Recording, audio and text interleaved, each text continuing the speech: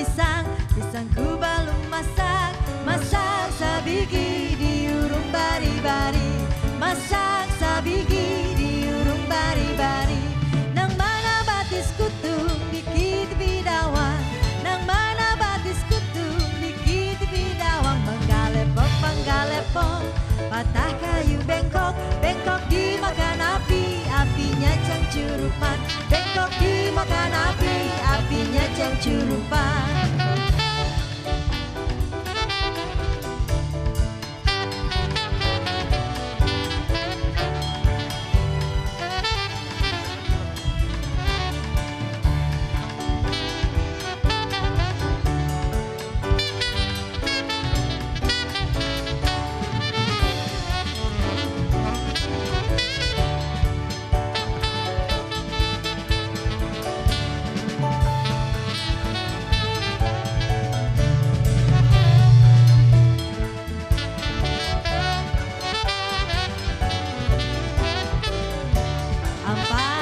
Ampar pisang, pisangku belum masak. Masak sabigi diurung bari-bari, masak sabigi diurung bari-bari. Menggalepok, patah kayu bengkok, bengkok dimakan api, apinya cangcupan.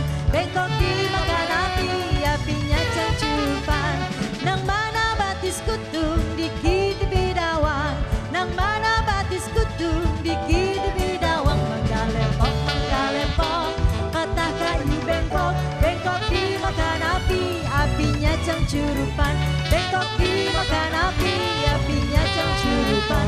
Bengkok dimakan api, apinya cangcurupan.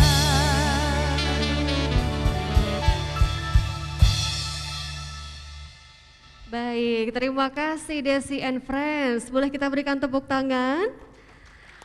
Desi and Friends, saya boleh tanya dulu ya. Biasanya paling suka cari berita atau informasi itu lewat mana? Dari media apa? Biasanya dari TikTok ya. Ketahuan, Banyak sih Mbak. ketahuan. Biasanya dari Facebook juga ada. Pokoknya media sosial bisa, internet bisa. Oh, Kadang WhatsApp grup juga. kebanyakan dari media sosial. Padahal Betul. sebenarnya nih kita juga harus sadar dan tahu tidak semua di sosial media itu benar. Betul. Nah hari ini nanti kita akan kupas tuntas ya Desi and Friends dan juga Bapak Ibu hadirin. Baik, terima kasih. Selamat siang Bapak Ibu hadirin dan pemirsa iNews yang ada di rumah. Apa kabar Anda hari ini? Semoga kita semua selalu sehat dan selalu bersemangat. Senang sekali saya Meirinda Tobing bisa kembali hadir menjumpai Anda dalam program yang luar biasa, Kopi Laborasi, Ngopi dan Kolaborasi Serap Aspirasi, persembahan Dinas Komunikasi dan Informatika Provinsi Jawa Timur. Hari ini Bapak Ibu dan pemirsa, tema besar yang kita angkat adalah meneguhkan pers yang sehat, cerdas, dan berwibawa. Tentu saya tidak sendirian, sudah hadir 3 narasumber yang begitu istimewa di samping saya. Saya akan menyapa satu persatu. Yang pertama yang paling dekat, beliau adalah Bapak Dr. Hudiono MSI, Kepala Dinas Komunikasi dan Informatika Provinsi Jawa Timur. Pak Hudi, Assalamualaikum. Waalaikumsalam warahmatullahi Apa wabarakatuh. kabar hari ini Pak Hudi? Alhamdulillah baik-baik Mbak Mei. Sehat ya Pak ya? Alhamdulillah sehat, bugar, gembira, luar biasa. Harus itu, terima kasih Pak Hudi. Di samping Pak Hudi, beliau adalah Bapak Dr. Andes Mahmud Suhermono, MIKOM MIP, selaku Wakil Bidang Organisasi, Wakil Ketua Bidang Organisasi PWI Jawa Timur. Pak Mahmud, apa kabar siang ini? Alhamdulillah sehat Mbak. Sehat juga ya Pak ya? Iya. Nanti sudah siap berbagi banyak informasi pada kita? Iya insya Allah. Termasuk silakan disapa rekan-rekan pers dari 38 kabupaten kota di seluruh Jawa Timur yang hadir. Baik, terima kasih Pak Ketua PWI Jawa Timur dan para Ketua PWI, Pak Ketum dari pusat tadi juga hadir. Hari ini lagi hadir di pengadilan karena ada putusan dari kawan Nurhati yang sempat menjadi korban kekerasan di Surabaya. Pak Ketua Bidang Organisasi Pak Zulkifli Ganioto, kemudian ada Sekretaris Dewan Kehormatan PWI Pusat, para ketua, para pengurus PWI yang baru Jawa Timur, dan para ketua ini Pak Udiono, PWI Kabupaten Kota Jawa Timur yang hadir di siang hari ini. Kira itu. Baik, terima kasih Pak Mahmud. Dan di ujung kiri kita akan mengenal beliau yang selalu hadir juga di dekat kita gitu ya. Adalah Bapak Dr. Sukowidodo MA selaku pakar komunikasi politik dari Universitas Erlangga Surabaya. Pak Suko, apa kabar siang ini? Sehat jiwa raga.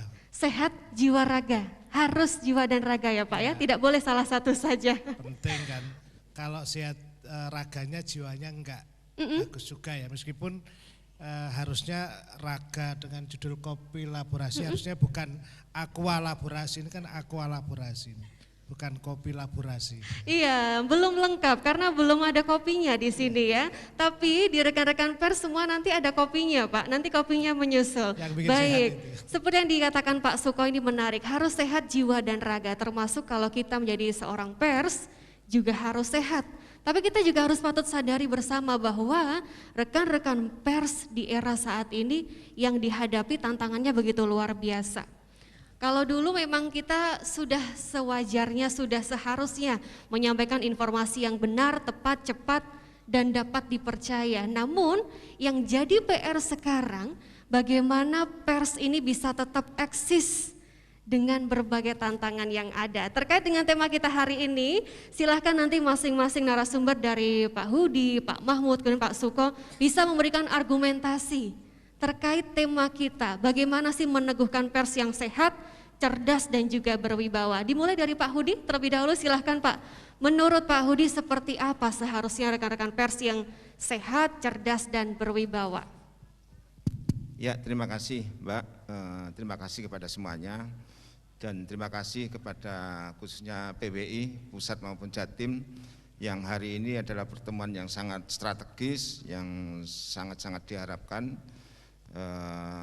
Dan ketika sekarang kita menghadapi gelombang perubahan yang saya harus satu bahasa antara pemerintah, masyarakat maupun insan PWI ini, insan media juga satu bahasa ketika kita menghadapi situasi perubahan, apalagi kalau di media massa ada post-truth, kemudian ada perubahan-perubahan yang saya kira ada perubahan yang bisa membuat sesuatu negatif, sesuatu itu positif.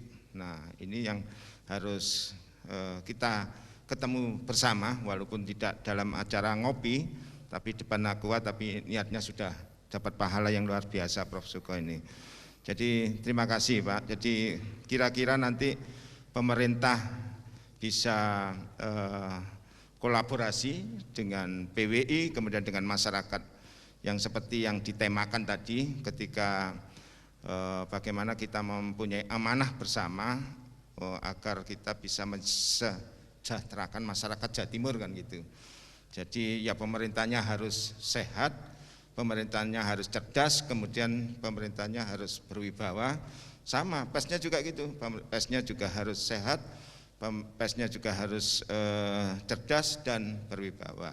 Saya kira menjadi tujuan utama bagaimana kita di sini bisa kolaborasi, bisa bermitra, bisa bersama-sama untuk bisa mencapai suatu tujuan yang diharapkan, yaitu mensejahterakan masyarakat Jawa Timur. Nah seperti apa teknis dan pelaksanaannya, saya kira nanti para ahlinya bisa menyampaikan kondisi sekarang seperti apa, ya, diharapkan seperti apa, dan permasalahannya apa. Baik, terima kasih Pak Hudi. Jadi artinya pemerintah dan juga rekan-rekan pers ini kaitan yang sangat dekat dan sangat erat, harus saling bersinergi dan berkolaborasi. Semoga nanti ya dengan acara hari ini kita bisa lebih hebat lagi. Mungkin selama ini rekan-rekan pers sudah sangat hebat, bisa lebih ditingkatkan lagi. Dan tentunya nanti kita juga buka sesi Q&A ya Bapak Ibu dan rekan-rekan pers untuk bisa saling bertanya dan berdiskusi dengan narasumber-narasumber kita yang luar biasa. Baik, terima kasih Pak Hudi. Kemudian Pak Mahmud. Pak Mahmud, kalau melihat dari sisi sebagai dari bagian dari PWI begitu ya, bagaimana seharusnya meneguhkan pers yang sehat, cerdas, dan berwibawa. Silahkan Pak Mahmud. Oke, terima kasih Mbak Mary. Satu bahwa kondisi pers sekarang ini kan mengalami disruption yang sangat luar biasa. Satu, ketika 2 tahun terakhir ini kita pandemi sehingga banyak pers yang juga mulai berguguran. Terus kemudian yang kedua adalah disruption dengan kemunculan media sosial. Apapun sekarang bahwa kalau orang ditanya, kita misalnya ke suatu daerah tanya, Pak, kita dapat informasi itu dari mana? Ini media sosial mulai menempati, bahkan kalau survei terakhir, surveinya kawan saya itu sudah 50% orang itu mendapat informasi dari media sosial. Ini juga angka-angka yang cukup mengkhawatirkan, yang itu juga akan berpengaruh pada bagaimana pers ke depan. Kan apapun disruption ini, ketika kita kemudian masuk pada revolusi industri 4.0, yang kemudian nanti diikuti dengan kemunculan media sosial. Sekarang orang kalau ditanya, Pak, pemasok informasi itu siapa? 2. Media pers juga pemasok informasi, media sosial juga pemasok informasi. Media sosial jelas lebih cepat. Kenapa lebih cepat? Karena mereka tidak memerlukan verifikasi, tidak memerlukan validasi, dan tidak memerlukan klarifikasi. Nah, inilah kekuatan pers kita di situ. Sehingga kalau pers tetap ingin sehat, sehingga kalau dikatakan Pak Suko sehat jiwa raga, karena pandemi kemarin juga pers ini Pak Udiono terpukul sekali. Kawan-kawan di Jawa Timur aja tercatat yang mudah-mudahan nanti dirahmati Allah, itu 38 lebih se-Jawa Timur Pak yang meninggal dunia ketika 2 tahun terakhir ini karena pandemi itu. Kemudian yang kedua, bahwa kenapa pers dikatakan sehat itu sehat secara ekonomi dan juga sehat secara kode etik. Jadi bagaimana kita secara ekonomi juga sehat, artinya pers juga bisa karena badan usaha juga, karena kewajiban di Undang-Undang 40 tahun 99 bahwa pers harus berbentuk badan hukum Indonesia. Nah yang kedua, dari sisi Undang-Undang penegakan kode etik dan Undang-Undang 40 tahun 99, ya pers harus tetap independen. Artinya bahwa independen ini kalau di kita juga harus sebagai harga matinya lah. Karena begitu pers berpihak, saat itu selesailah tugas pers. Karena apa? Ada masyarakat yang dirugikan di sana. Terus kemudian bahwa kalau semacam kode etik itu sampai ditinggalkan. Misalkan kan kita kalau memberitakan seseorang harus 2 sisi. Terus kemudian kita juga harus diwajibkan untuk 1 asas praduga tak bersalah. Karena banyak sekarang gara-gara ingin viral dan lain-lain, asas praduga tak bersalah itu yang ditabrak banyak. Contoh yang paling sering saya ingatkan ketika saya keliling kabupaten kota itu, bahwa ketika kawan-kawan misalkan baru dirilis, ditangkap, kemudian disebutkan bahwa inilah pelaku pembunuhan, itu bahaya. Karena kalau misalkan sekarang media menulis bahwa pelaku pembunuhan ditangkap, kemudian 3 bulan kemudian disidang, ternyata dia dibebaskan oleh pengadilan karena kurang alat bukti dan lain-lain, bagaimana dengan berita 3 bulan yang lalu? Di mana asas praduga tak bersalah? Ini salah satu bahwa ketika kita nanti pers kita sehat, artinya taat kode etik jurnalistik, taat Undang-Undang 40, dan itulah saat itu nanti kewibawaan kita. Kewibawaan itu apa? Artinya berita kita akuntabel, berita kita independen, dan juga berita kita faktual.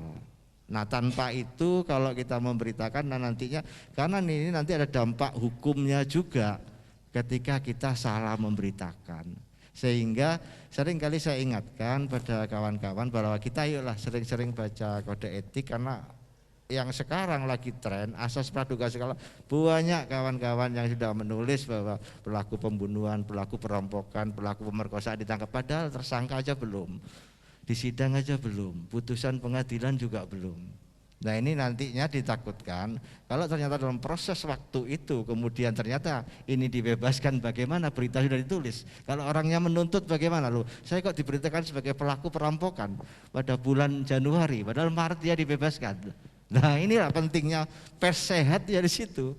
Sehat apa? Taat kode etik. Ya, baik. Taat kode etik. Kalau boleh saya ambil kesimpulan Pak Mahmud, artinya seorang pers ini harus tetap memegang teguh kode etik jurnalistik, itu harus ya. Ya. Meskipun dengan berbagai tantangan dan juga disrupsi teknologi yang sedikit mengganggu sebenarnya.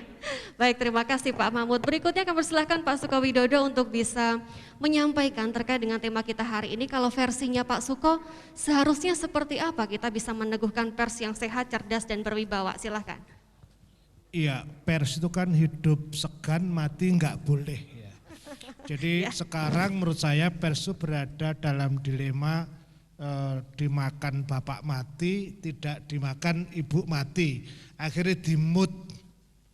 Nah ini nggak selesai-selesai nanti.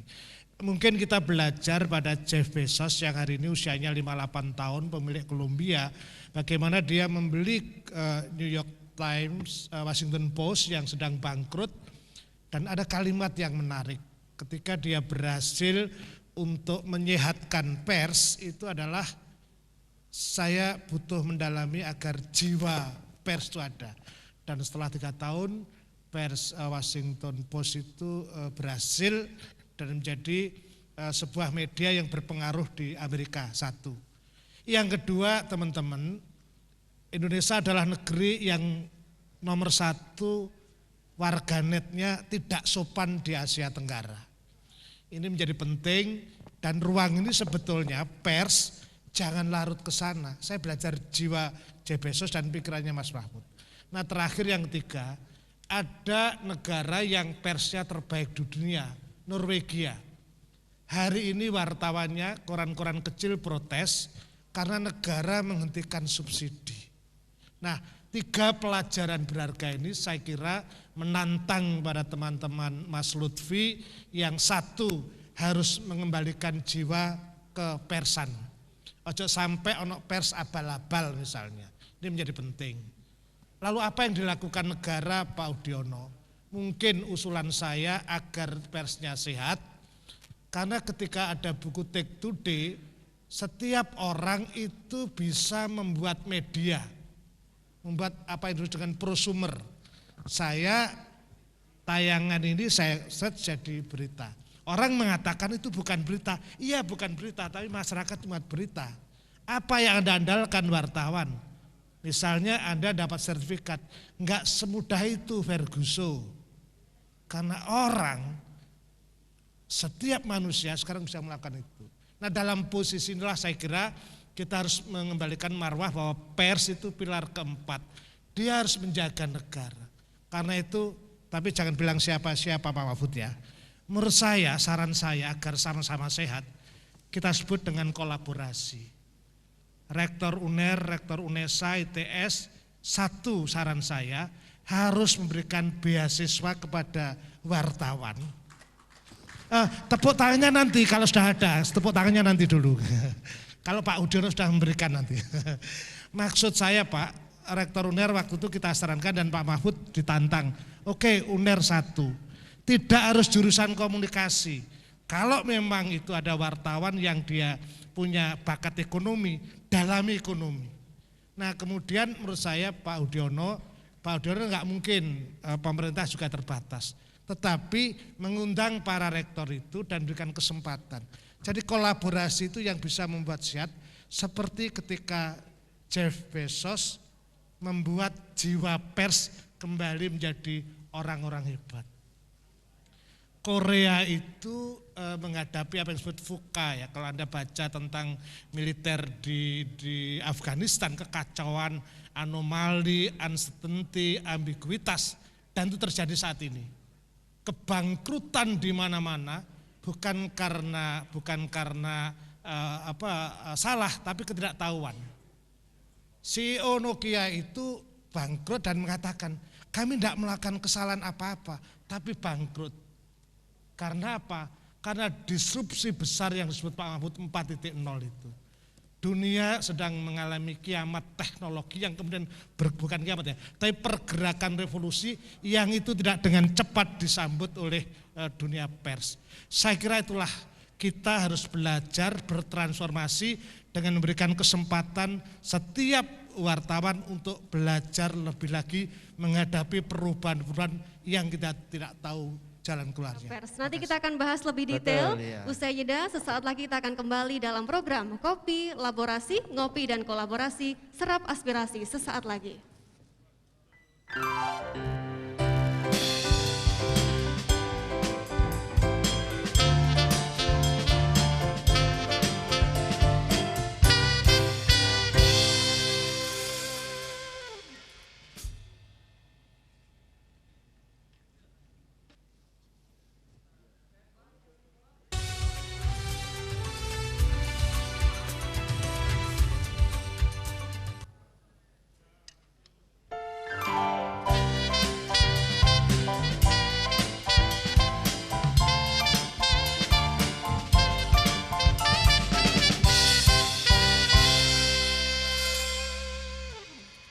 Anda kembali menyaksikan Kopi Laborasi, ngopi dan kolaborasi serap aspirasi dengan tema meneguhkan pers sehat, cerdas, dan berwibawa. Kita harus bisa membedakan antara media sosial dengan media pers.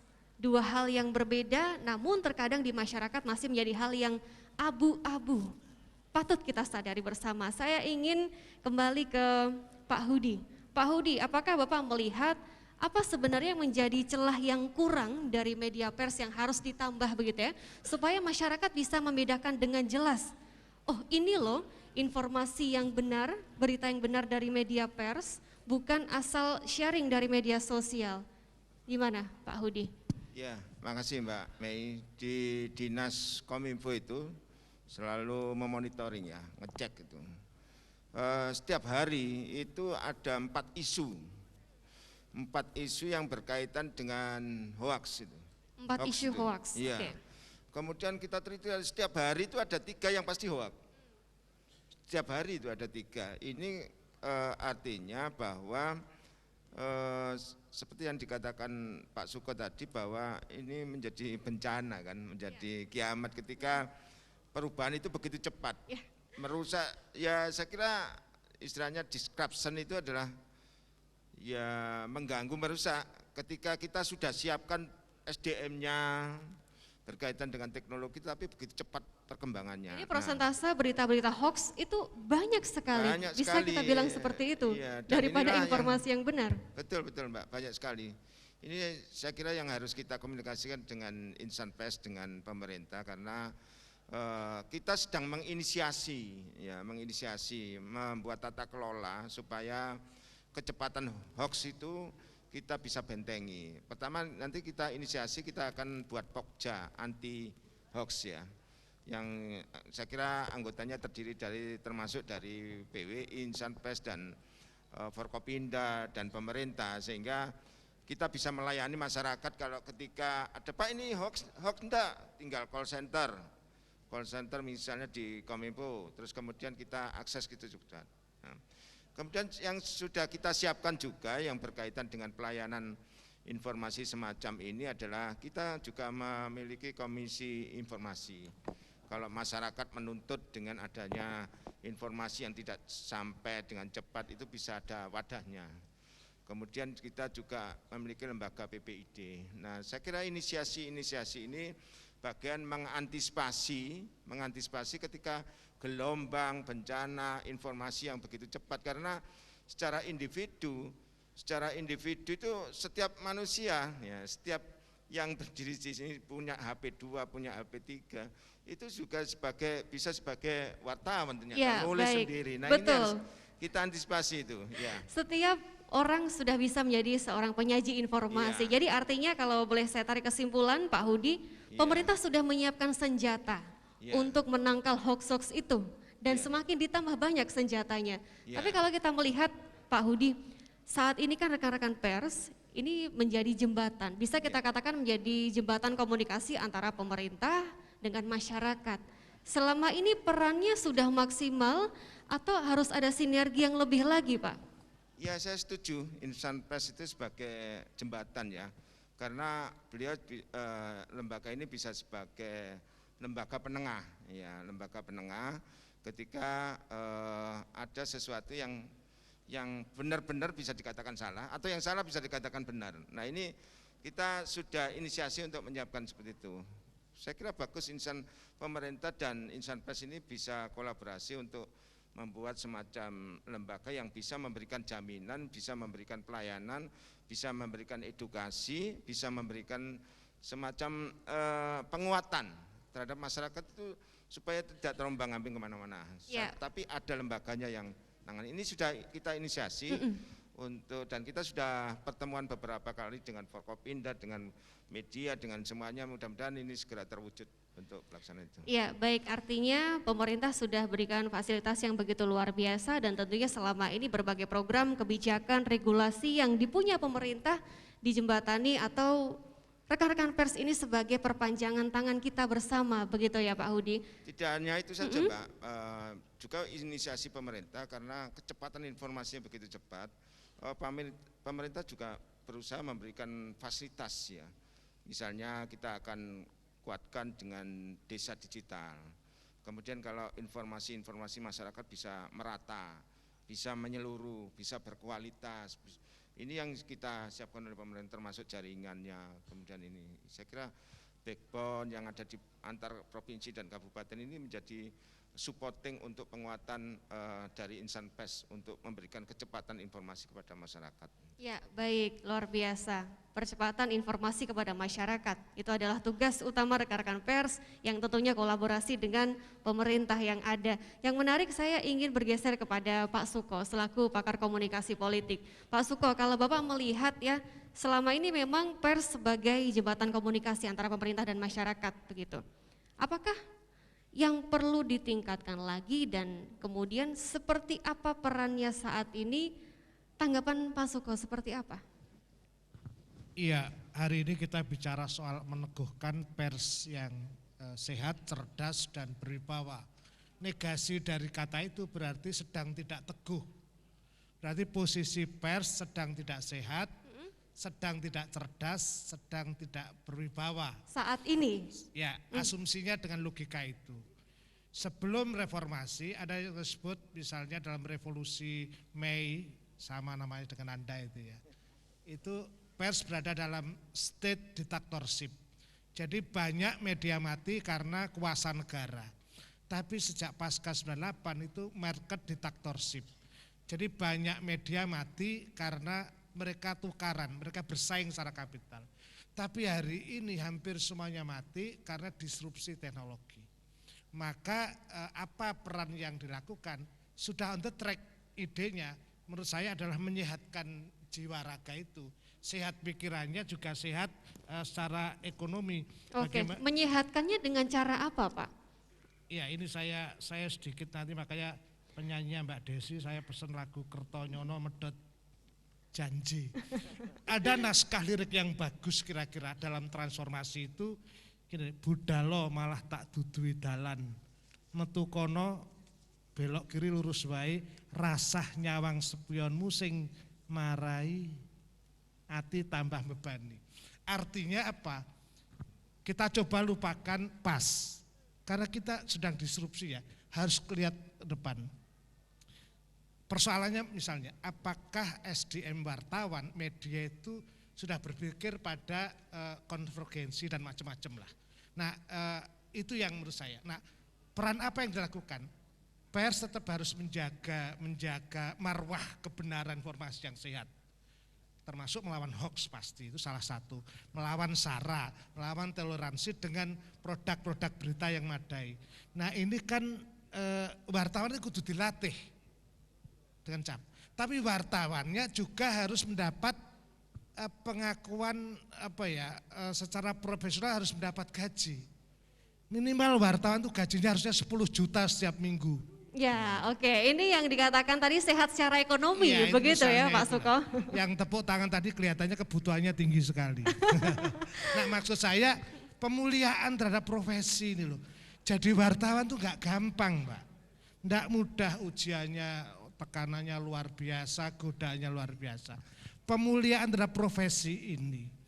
Kalau belajar di berbagai negara, mengapa media bagus mereka? Ya karena para wartawan itu mendapat kesempatan sekolah, ada yang S2, S3 dan tetap konsisten di ruang itu gitu loh.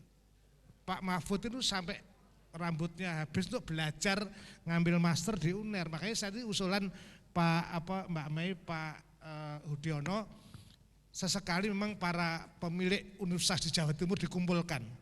Hei Pak Rektor, Anda harus punya tanggung jawab terhadap dunia media ini, jangan mengkritik saja itu loh. Saya sering ketemu fikih yang juga wartawan menderita dulu ya, sekarang nggak tahu menderita. Siapa yang mengangkat mereka ketika organisasi nggak mampu, maka ya masyarakat dalam hal ini kampus itu. Jadi cara menyehatkan menurut saya adalah mari kita berhijrah, bertransformasi, wis gak ndelok Kertonyono tadi tapi kita melihat banyak jalan menuju kebaikan. Iya, artinya kita forecasting ke depan begitu harus, ya. Mbak. Nah, pendekatannya pasti harus riset, tidak asal wartawan juga kritikan saya jangan menjadi wartawan yang spesial press release gitu loh. Pokoknya dikei duit, kon muat dimuat ini. Saya harus katakan sejujurnya daripada kusta di antara kita. Itu harus dihilangkan, harus punya kreasi itu.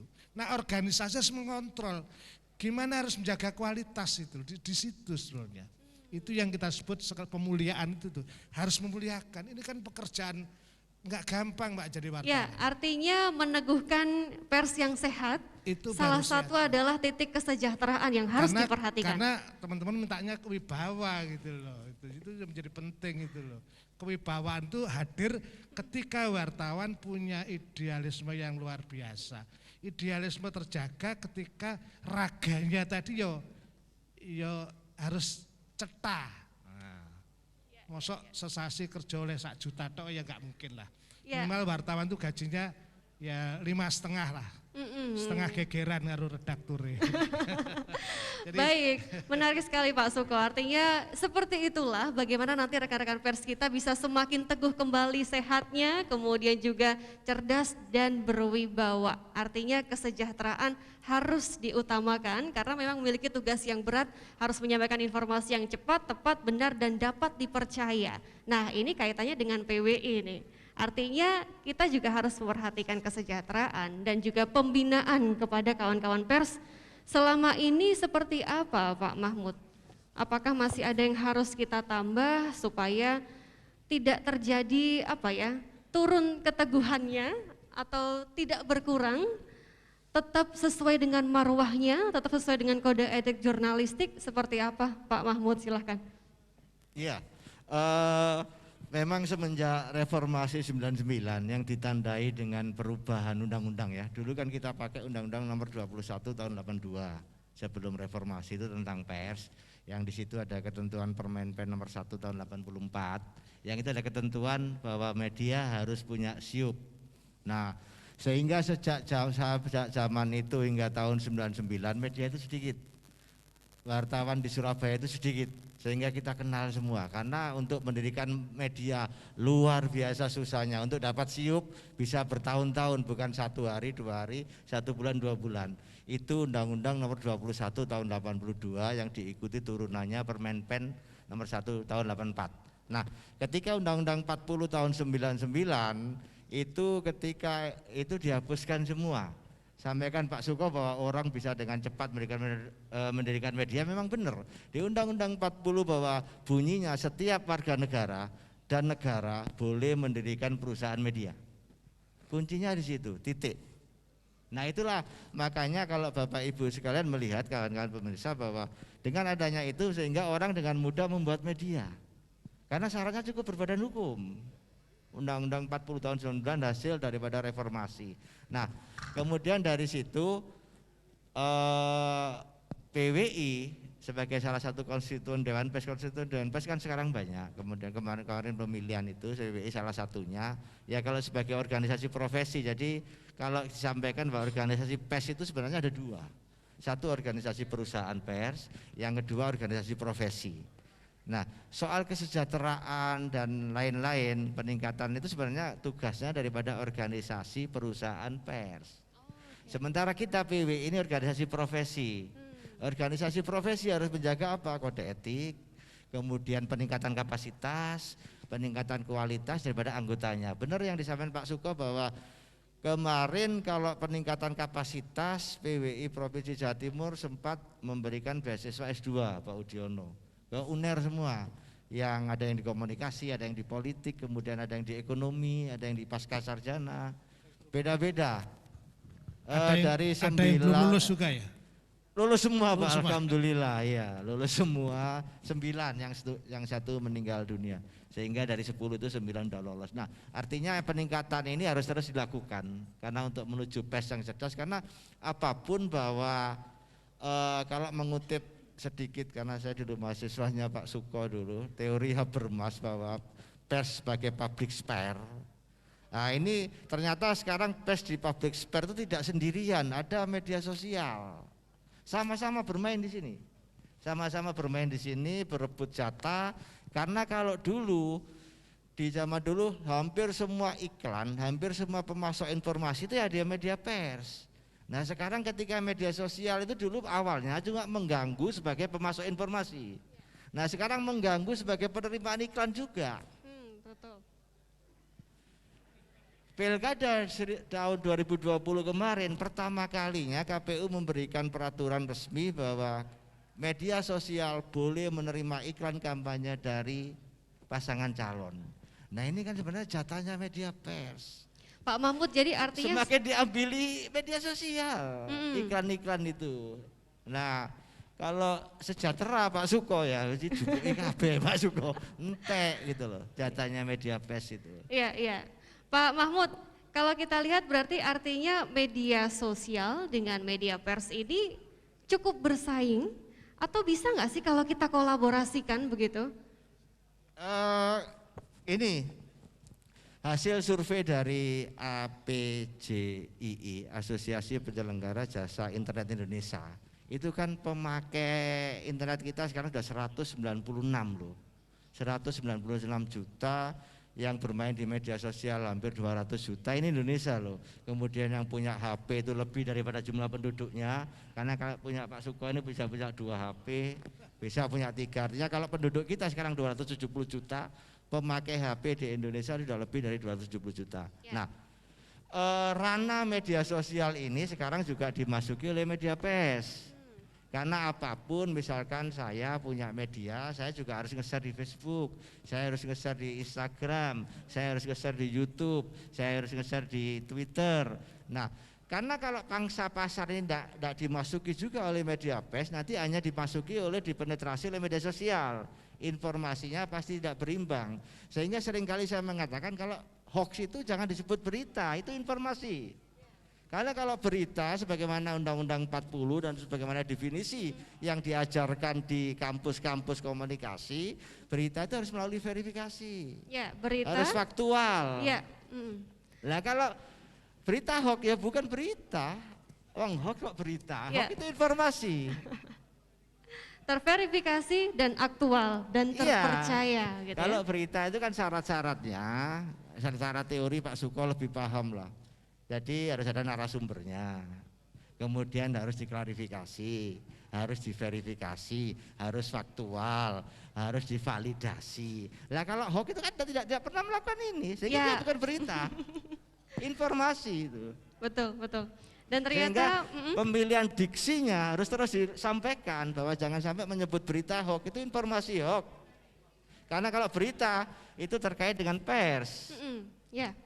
Kalau informasi wilayah media sosial. Ya, informasi itu media sosial dan terkadang di media sosial celakanya orang-orang ketika membuat highlight judul itu sangat menarik dan membuat orang melirik ya, membuka akhirnya sharing. Betul, itu kliknya. Itu yang nanti akan kita kupas lagi di segmen kita berikutnya, namun sebelum itu saya ingin ke Pak Hediono singkat saja Pak. Artinya kalau kita melihat dengan berbagai hal yang ada saat ini, media sosial ini pengaruhnya cukup besar untuk kita semua, kemudian peran pers juga begitu luar biasa. Ketika dua hal ini disinergikan, apakah bisa Pak? Saya kira kuncinya di adaptasi ya, karena disruption ini ya melanda semuanya, bukan hanya melanda media tapi semuanya. Bahkan ini menjadi hal yang positif bagi media ketika kawan pers atau PBI bisa memanfaatkan perkembangan teknologi ini untuk percepatan dari sebuah informasi. Ini ya tetap semuanya tetap harus adaptasi di aspek teknologi dan sebagainya. Kalau di pemerintah nanti, kalau di PBI ada etika memberikan informasi, di pemerintah juga sudah mempersiapkan itu Pergub 18 tahun 2016. Bagaimana kita menyampaikan sebuah informasi melalui media, mensos dan sebagainya itu. Nah, saya kira monggo kita nanti siapkan ini menjadi strategi peluang. Ya, jangan sampai kita pesimis, ini menjadi bukan strategi yang mengecilkan peluang tapi membesarkan peluang. Baik, artinya media sosial tidak menyurutkan kawan-kawan media pers, betul. tapi nanti bagaimana kita menyiapkan formula yang tepat supaya hasil atau produk dari rekan-rekan pers ini selalu menjadi tujuan dan dicari-cari oleh masyarakat. Kita akan bahas sesaat lagi, tetaplah bersama kami dalam Kopi Laborasi, Ngopi dan Kolaborasi Serap Aspirasi. Sesaat lagi.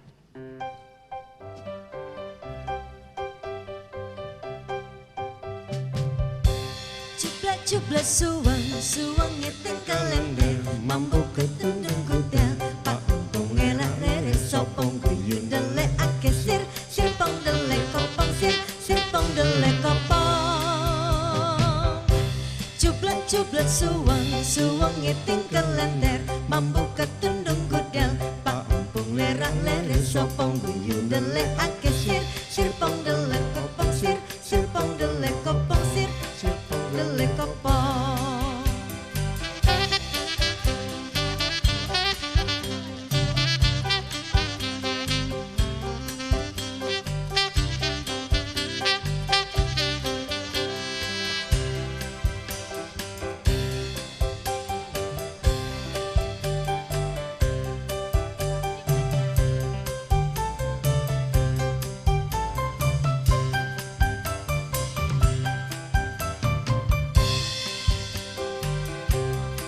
Jubla suwang ngiting kalender mambu ketundung kudel pak umpung lerak lere sopong guyun dele ake sirpong dele kopong sirpong dele kopong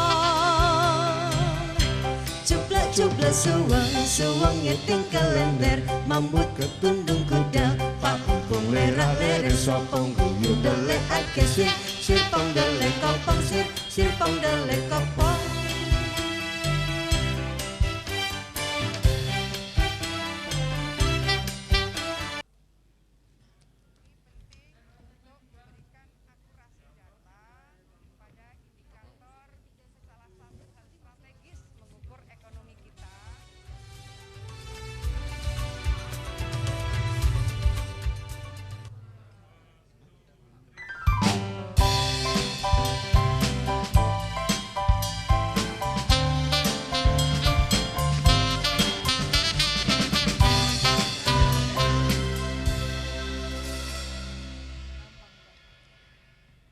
Baik, Anda kembali menyaksikan Kopi Laborasi, ngopi dan kolaborasi serap aspirasi persembahan Dinas Komunikasi dan Informatika Provinsi Jawa Timur.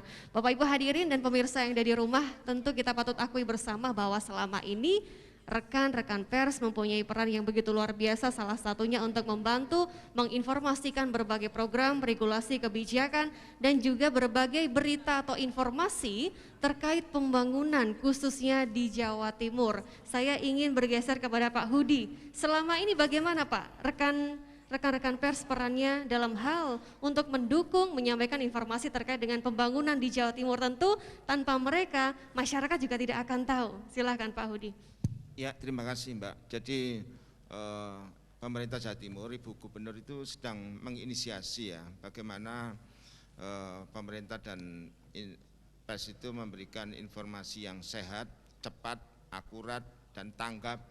Ini Ibu Gubernur sedang menyiapkan yang namanya big data atau satu data. Kebetulan juga Presiden berharap ada Kepres 39 tentang satu data. Nah, satu data ini adalah informasi yang diambilkan dari data yang struktur, dari data OPD, dari data penelitian, kemudian data yang tidak struktur, mungkin dari medsos, termasuk dari teman-teman pers. Ini yang saya kira data ini diolah, dianalisa menjadi data yang sehat, data yang cerdas. Kalau di pemerintahan mungkin ada sekian aplikasi ya, supaya masyarakat tidak bingung. Nanti dijadikan satu, terintegrasi ya, begitu ya? Single sign on itu, supaya ini memudahkan masyarakat untuk mendapatkan informasi dengan cepat. Nah, jadi satu data ini goals utamanya apa Pak Hudi? Satu goal utamanya adalah memberikan pelayanan informasi kepada masyarakat supaya cepat. Karena data itu tersebar di mana-mana kan Mbak. Jadi ada satu wadah yang bisa masyarakat ketika membutuhkan data itu cukup satu aplikasi bisa melihat seluruhnya gitu. Ke depan nanti teknisnya yang akan dilakukan dan bentuk konkretnya seperti apa satu data ini Pak, yang tentu juga harus diketahui oleh rekan-rekan pers yang hadir. Ya, jadi Ibu Gubernur sedang membuat form map-nya, sistemnya, sudah menyiapkan seluruh perangkatnya sehingga yang namanya satu data di pemerintahan atau di dinas-dinas itu bisa cepat diberikan kepada informasi kepada masyarakat. Ya tentu cara menganalisanya bukan data yang dari struktur yang dari pemerintah saja, nanti bisa diambil dari media, karena dengan adanya artificial intelligence itu mampu data yang dari media ya mampu kita serap, mampu kita analisa. Ini menjadi sebuah formula kebijakan. Ini menjadi sebuah formula yang informasi yang dengan cepat diterima oleh masyarakat. Kolaborasi antara data yang struktur yang ada di pemerintah, kemudian kolaborasi data yang tidak struktur yang ada di media, ini saya kira menjadi kunci utama bagaimana mewujudkan sebuah informasi yang satu atap satu data yang bisa dimanfaatkan oleh masyarakat. Jadi artinya satu data ini menjawab segala keresahan rekan-rekan pers juga, begitu ya, betul, Pak Hudi ya. Betul, baik, terima kasih Pak Hudi, Pak Mahmud dan juga Pak Suko. Kita akan masuk sesi Q&A. Kami persilahkan untuk Bapak Ibu yang hadir, rekan-rekan pers yang hadir di sini yang ingin bertanya, boleh unjuk tangan, silahkan. Baik, dari sebelah sini Bapak silahkan boleh perkenalkan diri terlebih dahulu, kemudian pertanyaannya untuk siapa dan apa, silahkan. Terima kasih. Assalamualaikum warahmatullahi wabarakatuh. Saya Sami Haji Makin Rahmat, Ketua Serikat Media Cyber Indonesia Jawa Timur, juga pengurus PWI Jawa Timur. Jadi menindaklanjuti dari yang disampaikan Pak Mahmud dan narasumber yang lain. Menurut saya dengan berbagai persoalan yang ada di Jawa Timur, tentu memang perlu ada kesungguhan sehingga tidak bisa begitu saja. Kebetulan saya dulu juga pokja hukum, wartawan itu belum bisa membedakan tersangka, terdakwa, terpidana. Padahal ketika kasus itu masuk di penyidikan, tentu persoalan itu diolah di sana.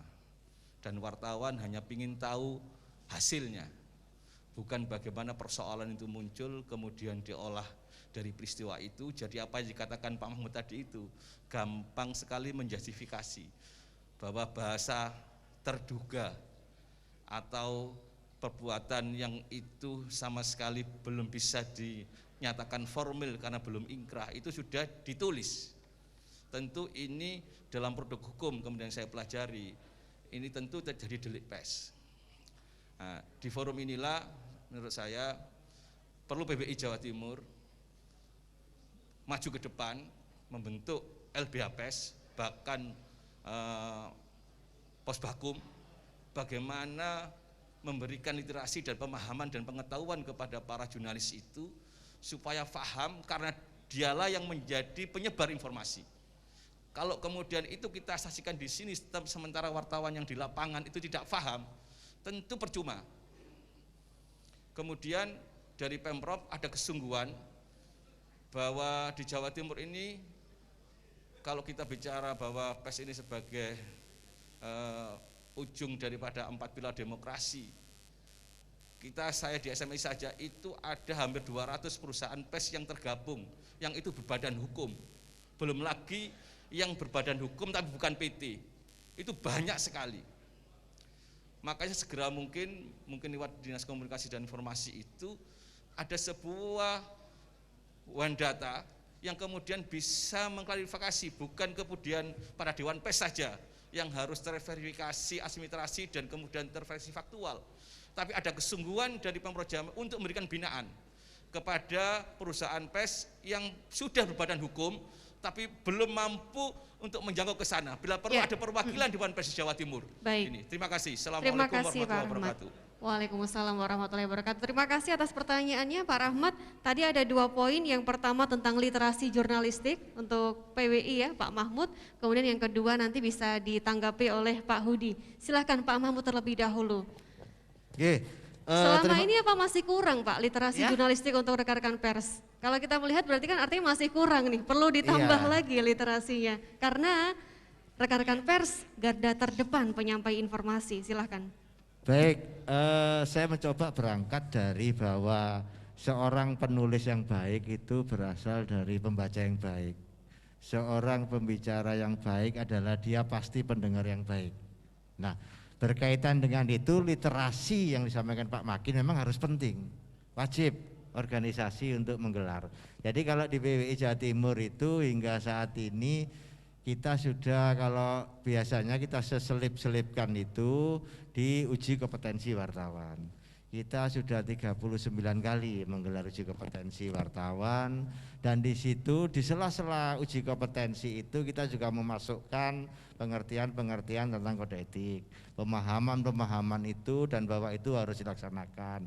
Kemudian kadang juga sebelum UKW itu kita menggelar persiapan, jadi pembekalan peserta kita bekali dengan undang-undang pers, dengan kode etik jurnalistik, dengan pedoman pemberitaan ramah anak, dengan pedoman pemberitaan media cyber, kemudian juga hal-hal yang terkait dengan undang 40. Nah itu kemudian yang itu harus kita lakukan. Nah bahwa kemudian sebenarnya kalau pos pembelaan wartawan dan lain-lain itu Pak Haji Makin, kita kan ada tim pembelaan hukum, dan itu kita di situ ada memang, karena apapun media itu termasuk sampaikan Pak Suko berat itu karena berada pada profesi yang rawan gitu loh. Selain rawan juga dengan kekerasan.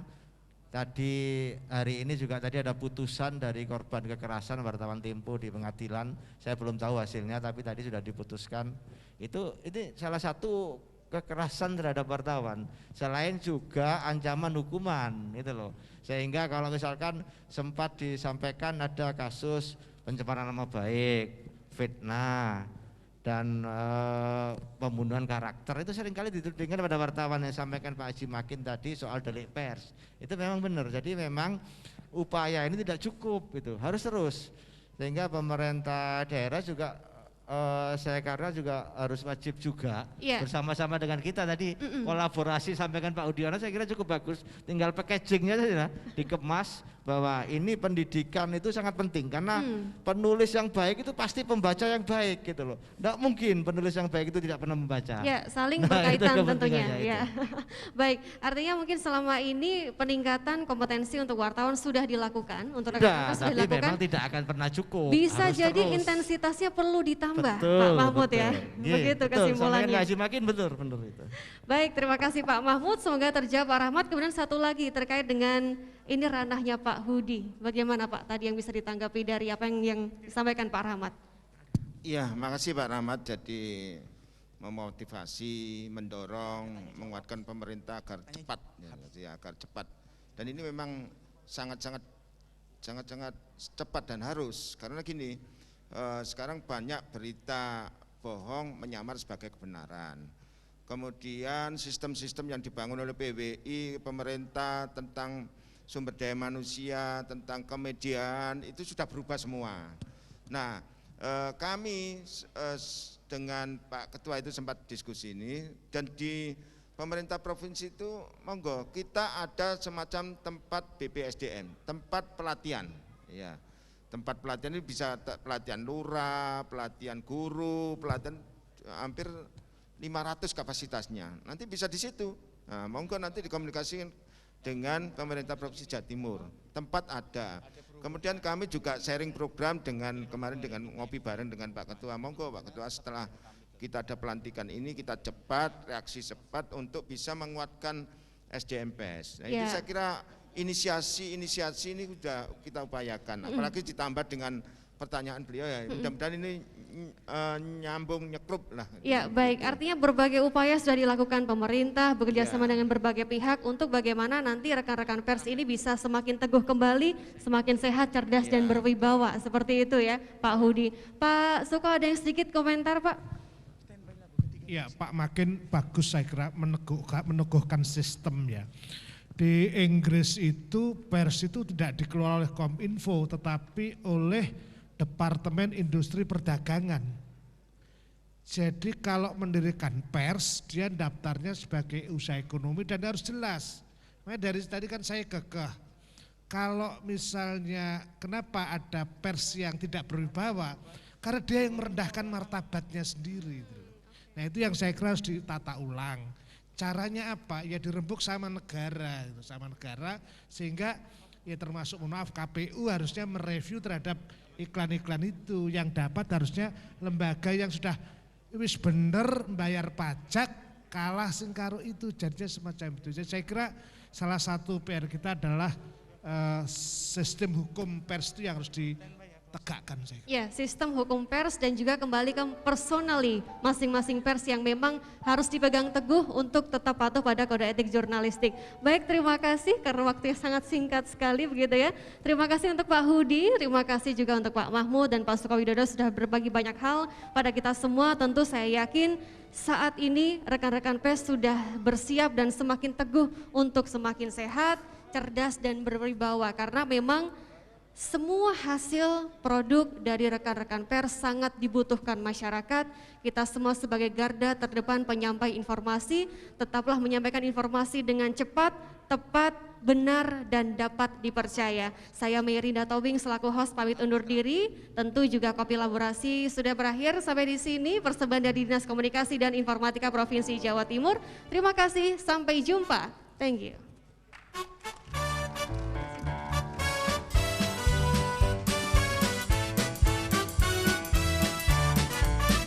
Ayo mama, jangan mama marah beta. Dia cuma cium beta. Ayo mama, jangan mama marah beta. Lah orang muda punya biasa. Ayo mama, jangan mama marah beta. Dia cuma cium beta. Ayo mama, jangan mama marah beta. Lah orang muda punya biasa. Ayam hitam, telurnya putih, mencari makan di pinggir kali. Beta hitam, giginya putih, kalau ketawa manis sekali. Ayo mama, mau jangan marah beta. Dia cuma cium beta. Ayo mama, jangan mama marah beta. Lah orang muda punya biasa.